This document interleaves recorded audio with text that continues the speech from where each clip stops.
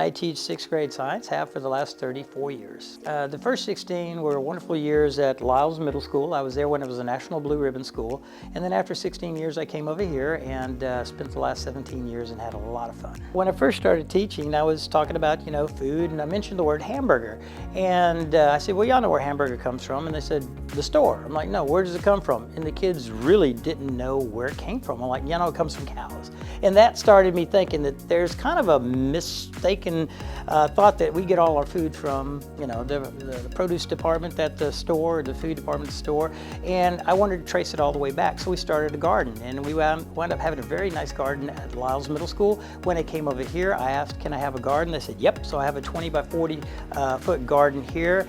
Well, this year, due to the way the classes are structured, I wasn't able to go outside as much as I want to, but I did want the kids to go ahead and learn how to grow potatoes. That's my favorite crop to grow. So we'll take the potato and we'll go ahead and cut it, and it's asexual reproduction, and we're basically making clones, and the kids plant it and then it grows. So we have a garden full of potatoes right now and tomatoes. So that's primarily what we have now, but we also have an orchard that has everything from blackberries to peaches to plums to a couple of different types of apples to nectarines and pears out there right now.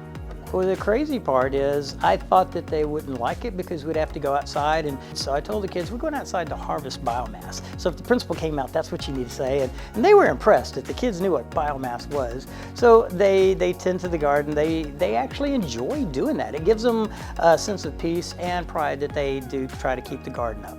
During COVID, I noticed the kids would just be walking around and they really couldn't do anything. And I like playing disc golf, and I got my assistant principal into disc golf, and I know a lot of people that do that. So I was thinking, if I write a grant, maybe we could put a disc golf course here. Well, when I finally got my grant to go ahead and build it here, I got together with some Eagle Scouts, and 2 different Eagle Scout projects put in the disc golf course. We're the only school that has a 9-hole disc golf course, and it's really, really nice. And the day that I got the grant, I called the city saying, we're about to have hundreds of kids playing disc golf. It would be a shame to have to go to another city. And they said, let's talk. Just last Thursday, we did the ribbon cutting on the brand new 18-hole disc golf course for Pecan Grove Park. First of all, they say teachers will never get rich, but I beg to differ. I'm a very rich individual. I've had the honor of teaching for 34 years, had some wonderful kids. They still reach out to me. My first group of kids from 34 years ago, when I put it online that I was retiring, I got a couple of hundred responses, and it was wonderful.